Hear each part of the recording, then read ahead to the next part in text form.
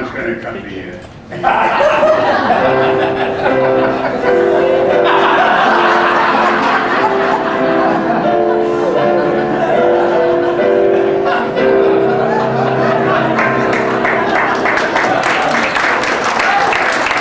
Thank you and good evening. I've written it all down. Hi everybody, you've just witnessed some of the participants from the senior division of the Canadian Idol. I imagine everyone this afternoon thinks I'm going to say something about the past 50 years.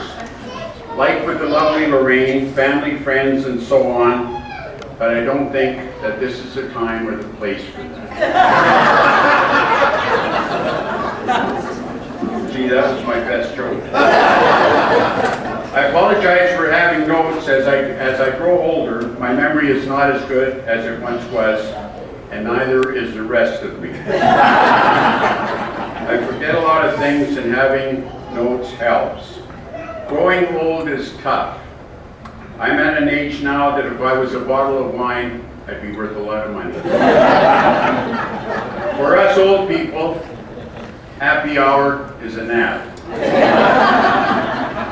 Unaccustomed as I am to making speeches, I don't know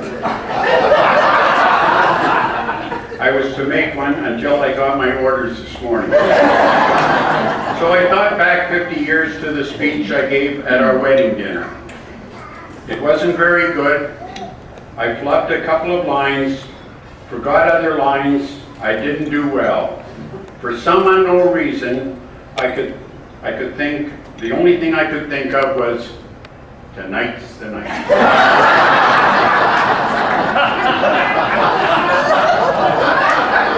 I'll explain parts of it later on. It wasn't that great. Were you there?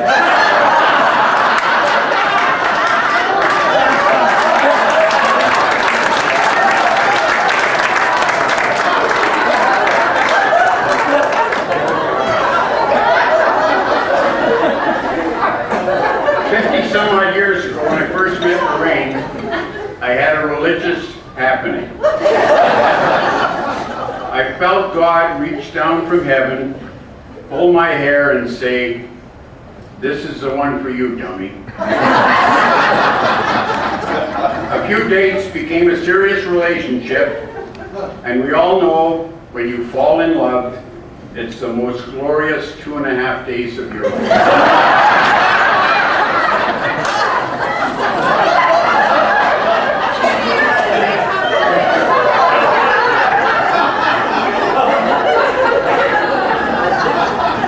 Actually, we met at a travel agency.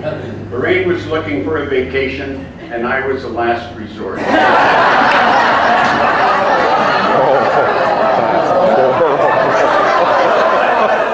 thought I'd get it. Those early days were good. We had great times together. And the first time I took Lorraine out for a special dinner, she laughed so hard at one of my jokes, she dropped her tray.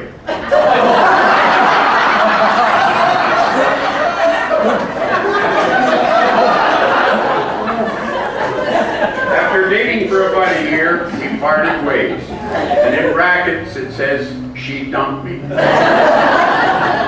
So to try to win back Lorraine's heart, I got a job as a grave digger. That way, I was able to send her flowers every day.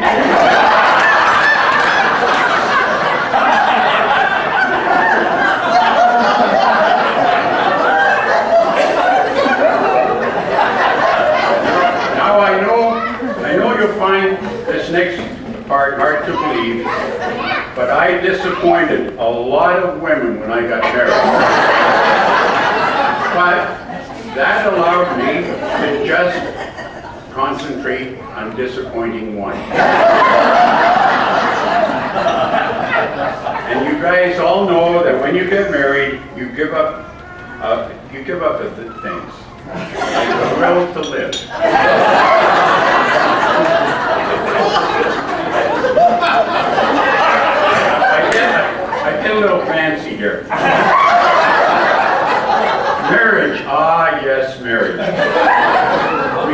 me my favorite fairy tale, the world's shortest fairy tale.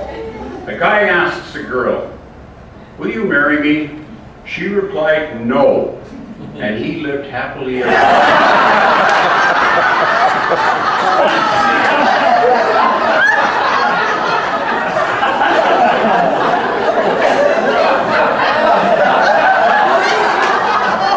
George, why do they all look at me when you sing that?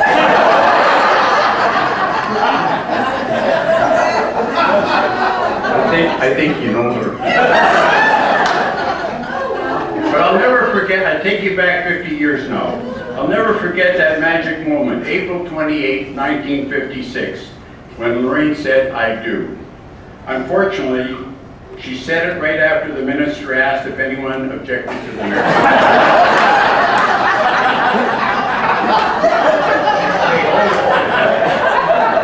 Don't get me wrong. I love being married. I was single for a number of years, but I just got tired of finishing my own sentence.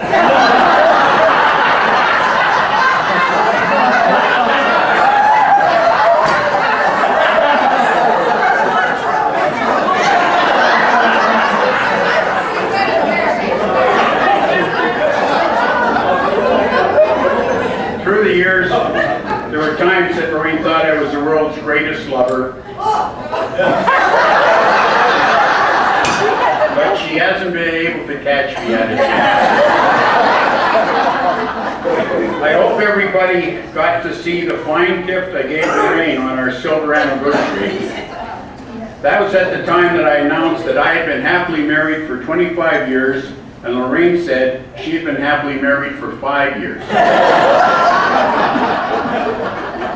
But we do have a well-balanced marriage. We do everything on a 50-50 basis. I tell her what to do, and she tells me where to go. Many times through the years, Lorraine and I had words, but I never got to use them.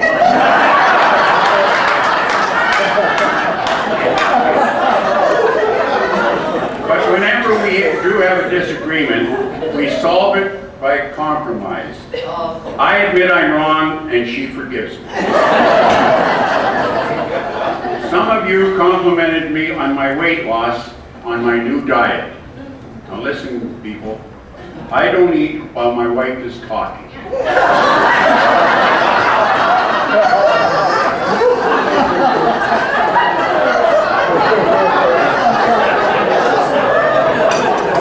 They got them. I never, yes. I had it last night. I never criticized my wife's faults. I think they may have prevented her from getting a better husband. I'm trying to make up for it now. We had a strange and wonderful relationship. I'm strange and she's wonderful.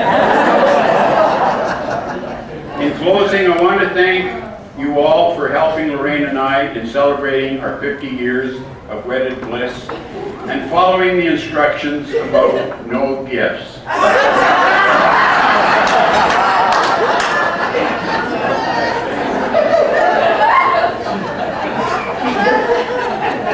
Thank you to Lorraine's brothers, cousins, and families, Uncle Eddie, my two sisters, Hazel from Winnipeg, Shirley from Vancouver, Sister Margaret didn't attend. She's from Edmonton, and she probably thought Ralph Klein would ask for the $400. All our friends, who I love dearly, except for one person. A big thank you to today's entertainers, to my special daughter Martine, husband Gary, grandson Paul, son George Jr. promised he'll be at our 75th anniversary. Son Joe, home from Germany to test his new driver on the golf courses of Manitoba. Lorraine and I are looking forward to having Joe's wife and son, Sonia and son Jason at next year's anniversary. So to the love of my life and the life of my love, Lorraine, merci beaucoup. Thank you all, and we'll see you back here in 2031.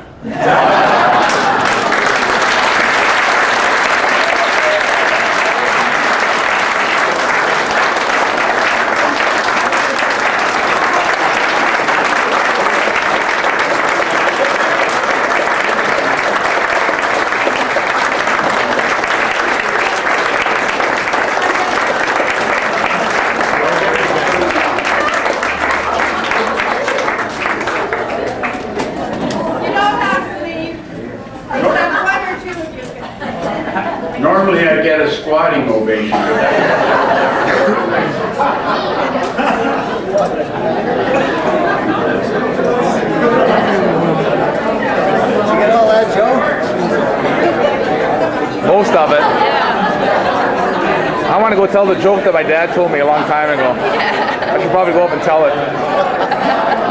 It pertains to their wedding honeymoon, so the joke pertains to their honeymoon.